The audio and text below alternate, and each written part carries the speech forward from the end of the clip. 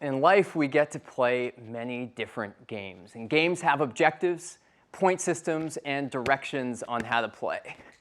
And when we change the game, our behaviors change, right? We take actions towards a new goal.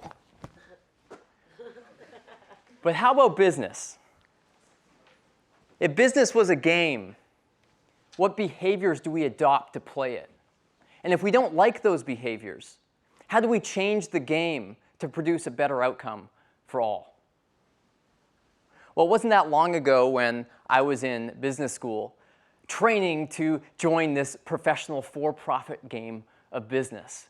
And my friends and I, we would attend student leadership conference. We would involve ourselves in student clubs, whatever it took to be recruited by Fortune 500 companies, to get a career in one of the leading brands, to have a salary that was respectable and the highest among our classmates. This was winning. And as you can see, I was a bit of a late bloomer, but we played hard and we worked hard. And sure enough, as the years went on, we started getting recruited by these high-status corporations. And although I decided to take a shot at entrepreneurship, I got to observe my talented student leader friends go off and rise in the ranks at these large companies. But as years went on, I also observed a trend that really troubled me. The spark of ambition of these people was fading. Their spirit was becoming numbed by this profit-at-all-cost corporate mentality. These incredibly creative, talented, smart, passionate human beings were no longer inspired. In fact, many of them were depressed. This was not a game worth winning. And when we look around, we see only 13% of employees worldwide are engaged in their work. We see that work is the #1 cause of stress, and stress is the leading factor in 5 out of the 6 leading causes of death. This game was literally killing people, and it was also killing the planet. The combined damage of the world's largest corporations, 3,000 corporations, is estimated to be $2.2 trillion, larger than the national economies of all but 7 nations in the world. This wasn't a game worth winning. And so why is it that we continue to showcase success through lists like the Fortune 500, that rank companies by revenue only? If we wanted to change the game of business, we needed to change what we showcased as winning. As Bucky Fuller says, you never change things by fighting the existing reality. To change something, build a new model that makes the old model obsolete. And fortunately, as we've seen today, there is a new model of business evolving. Call it social enterprise, for benefit, blended value corporations, conscious capitalism. There's a ton of different buzzwords to describe this monumental movement to use business to really provide social and environmental benefit. And you heard from incredible founders of these companies today, from change heroes, some super sprouts, from General Assembly, changing the game of how we do business. But this isn't just a small movement. This is a new sector. Check out the rules of how to play this for-benefit game of business. It's about prioritizing your initiatives to align with the purpose, to make profit, but do it while creating positive impact on people on the planet. And success isn't just beating the competition. Success is when everyone wins. And when we take a step back and we see what's going on here, this is a much bigger movement unfolding that our generation gets to lead. You'll see on this graph, in the top left, we've got the private sector. In the bottom left, in the bottom right, we've got the social and public sectors, right? And what we see in the top right is the emergence of an entirely new sector of our economy, a for-sector, a for-benefit sector forming. This isn't just a trend. This is a coming economic model. And we've seen over the last decade a tremendous shift in the private sector, for-profit organizations, shifting their purpose to include social and environmental missions. And we've also seen this incredible trend in the public and social sectors, governments and nonprofit organizations, shifting their revenue model from donations and grants to more enterprising models, earning their income more like a business. And as a result, we have this fourth sector. A fourth sector that our generation gets to play a role in creating and leading. And so this all sounds good in theory, but what does it actually look like in practice? You know, how do you actually use business as a force for good? How do you be for benefit, right? Well, let's take a look at a common example, Tom's. Buy a pair of shoes, give a pair of shoes. And this is spread to other sectors. 2 Degrees Food, another great example of that. Buy a food product from them, and they'll give a nutrition pack to a child to help end childhood malnutrition. We heard Thinks today as well, another great example of this model. And this for-benefit way of doing business, though, is beyond just one-for-one companies. Check out Recycle Bank, an innovator in recycling. And their model, they actually were awarded as one of the 50 most innovative companies by Fast Company for using gamification to incentivize recycling. So as you and your community is recycling using their platform, you get to earn points. And then you can trade in those points for real prizes, real-world cash-worthy prizes, and discounts on exceptional items. And it works. Look at this. They have 1.6 million members that are recycling, over 300 communities in all 50 states. $60 million have been awarded to people, members, recycling as a result of their system, and 15 million pounds have been recycled due to this revenue-generating business that's changing the world. This is a great example of a hybrid. So up until now, we've seen for-profits, companies structured as for-profit businesses. But we also see hybrids, right? Guayaki. They're both a for-profit and a nonprofit, and they felt that was the best way to serve their mission of an audacious mission of reforesting and protecting 200,000 acres of rainforest in South America. And so what they did is they realized they needed to make the forest more economically viable than just cutting it down. And so they used the shade of these amazing forests to grow mate, this delicious tea beverage that you've probably enjoyed to stay wired while you're studying. And they grow this tea, and they sell that to you and me. But then they take the excess profits from that business, and they donate them to their nonprofit entity, because there's parts of their mission that don't have a revenue-generating component. And so as a hybrid, they're able to really tackle this problem.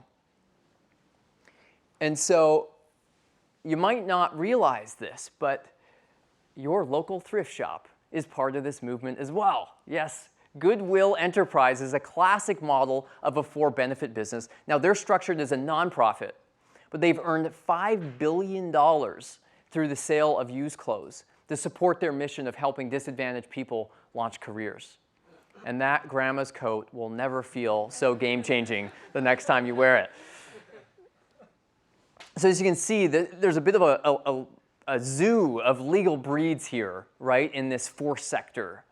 But what we're seeing that it's moving from informal practice to more formalized practices. Law is catching up to support these types of companies. In fact, in the USA alone, in 25 of the states, you can now incorporate as a benefit corporation following this model. And companies like Method and Patagonia have even gone so far to change their legal structure to become one of these benefit corporations.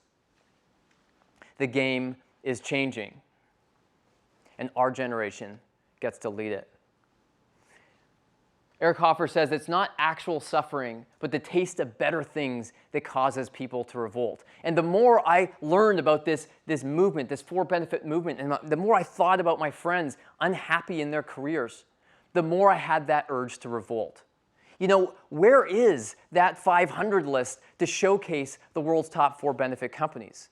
Why aren't there more services to support smart people like you guys in launching careers in this sector? And I looked for a database of these companies.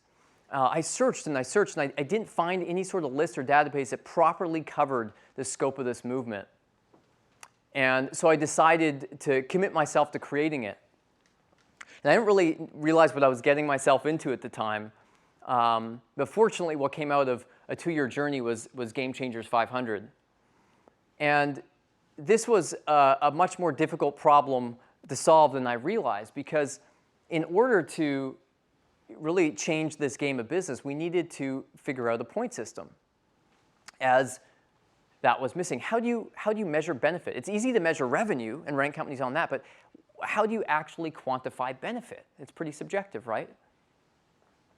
And so I searched companies around the world, got input from experts who'd been in this space a lot longer than I had, and eventually arrived at a set of 9 common best practices that these companies had in common. And we turned these 9 categories of best practices into badges that companies could earn as symbols of success in this new game of business. And we grouped those badges into 3 categories: why you are in business, how you run your business, and what impact your business is creating. And so to give you a sense of this coming movement, I'm going to bring you on a tour of some of these game-changing companies and show you inside these badges and how they earned them. So let's start by going to the UK and seeing a company called Microinsure. They are a great example of a purpose-first business. They're actually helping solve an incredible problem in countries like Africa and Asia, that people get thrown back into poverty when a famine strikes or they have a health issue because they don't have insurance. So they go back to the bottom of the pile. So Microinsure comes along and invents this great way to solve that problem. They're a great example of the why, of being purpose first. But it's one thing to have a fancy sounding mission, an inspiring mission. It's another thing to actually prioritize your best practice, your initiatives, and to measure if you're on track to meeting that mission. And that's exactly what companies do to earn this badge. And you can see here some of the impact measurements that Microinsure is using to stay on track to meeting their mission. But they go beyond this. In fact, their claim rate for their, because they're insuring people, their payout rate is within 72 hours. You know, compare that to an insurance company in North America, all right? Beyond that, though, they even have a call-out center. They don't just have call centers to receive claims. They invested in call-out centers to find people who had legitimate insurance claims who weren't using them. So this costs them more money, right? But they're doing this because it's helping them meet their mission. Purpose is priority number 1. So now if we go out, let's go to Canada, and let's look inside a company called Vancity. Vancity is one of the leading values-based financial institutions in the world, and a great example of how to use business to maximize benefit to the planet. They earned our Earth-Friendly Office badge for becoming LEED certified, and they go as far as measuring the percentage of waste that their corporate office diverts from landfills. Further, they received our Eco-Design badge, as that's awarded to companies for doing things like biodegradable packaging or buying carbon credits, things that help offset their environmental footprint. And Vancity became, in 2008, the North America's first carbon neutral financial institution through this engaged effort. So now let's take a step back and let's go down to Brazil. And let's see an example of a company, how to use business to really replenish the planet.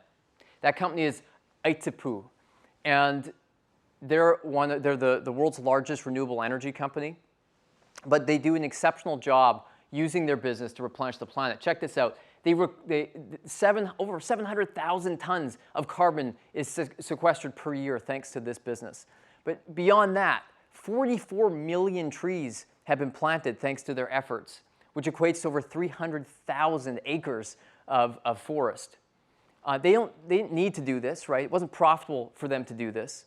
They did it because they recognized we all have a role to play in replenishing the planet and giving back from the resources that we have taken. Now, if we zoom over to Asia, to Malaysia, we'll see a company. It's a great example of how to use business to maximize benefit to people. This company is Mindvalley. Mindvalley is a mission-driven online education and technology company. And they're also a really cool place to work. In fact, Inc. magazine ranked them as having one of the coolest offices in the world. And they're an exceptional example of our exceptional work environment badge. And so this is what their employees get to enjoy. They have this concept called hot desking, right? So their office, they've got beanbag chairs. You can work from a tree house. You can go backstage to this like secret room or even a cozy cave to work from. They also have a themed out spaces throughout. They use superheroes and inspirational quotes to create a really inspiring space. They even made Superwoman their official team leader who greets you as you walk into their office in this huge life-size statue. It's pretty cool. They have this team called Splash, this secret team that spreads kind acts throughout the company. And so, for example, you'll come into work one day and there'll be a pop-up French picnic where there's cheeses and wines and just there for everybody to enjoy. Or maybe it's a chocolate bar one day and nobody knows who's on this secret society, this Splash Secret Society, but they look forward to when they'll strike next. Mind Valley is an example of so many different things. They have local culture days, a hall of awesomeness, a great example of how to create a work environment that's exceptional. To see another example of how businesses are maximizing benefit to people, let's look at one here close to home, to Zappos in America. And Zappos is a great example of empowering employees. In fact, they went so far as to figure out how to create happiness. Before they built their workplace culture, they wanted to learn what actually creates happiness. And they realized it was perceived control, perceived progress, connectedness, and giving people a sense of vision and meaning. And so they designed their company around these practices, right? And so to create more connectedness within their office, every employee gets $50 every month to give to another employee, right? How connected that will make you with the other employees when everybody's gifting each other money. Pretty cool, right? They also have a full-time coach on staff to help employees meet their personal and professional goals, a great way to help with growth and learning and perceived progress. They also institute this thing called Holacracy. So to create more autonomy, to give people more flexibility. They got rid of the hierarchy. They got rid of job titles. And this holacracy model of management, what it does is it gets rid of the hierarchy and treats people like entrepreneurs. So rather than reporting to a manager telling you what to do, you get to have direction over your time and decisions. They're also a great example of everyone wins. This badge looks at not just how you treat your employees, but how you treat other stakeholders engaged in your business. You might have enjoyed their 365-day no-hassle returns policy, or been one of the 80% of their customers that get upgraded to free overnight shipping. Not because they had to do it, because they want to put a smile on your face. That's Zappos. Now let's go into Israel to see a final example of these badges. And this company, Mia Water, is a great example of what impact your business can create when you're for benefit. They're on a mission to help us save our water resources. There's this global water crisis emerging, and 1/3 of all clean drinking water is lost through municipality systems. And so Mia Water's on a mission to solve that, and they're doing it really well. In fact, in their project in the Philippines, they're saving 700 million liters of water a day. A great example of companies that are earning this depth of impact badge. But they're not just concerned about the depth of impact, they're also looking to scale impact. Another best practice these companies had in common was they're using models of open sourcing, collaboration, partnerships, often even giving away their secret sauce to help scale their impact, because it's about purpose first. And you can see Mia Water here. They're now in 12 different countries and have contributed to over 150 different water projects to increase efficiency. A great example of scale. So what are the results of this new game of business? Is doing good really creating a win with revenue? Are these businesses performing at the same rate? Or is there a trade-off between doing good and doing well? Well, there's been tons of studies done on this, right, that looked at purpose-driven companies. And these are some of the results. 300% more innovative, 125% less burnout, 44% higher retention. And brands that positively affect humanity outperform the stock market by 120%. The results are in, and it's pretty compelling. But moreover, check this out. 90% of consumers would boycott if they learned of a company's irresponsible practices. 70% of Americans considered a company's social and environmental commitments when deciding where to work. And 91% of global consumers would switch brands if a different brand of similar price and quality supported a good cause. This is a recipe for a game-changing business that we've never seen before.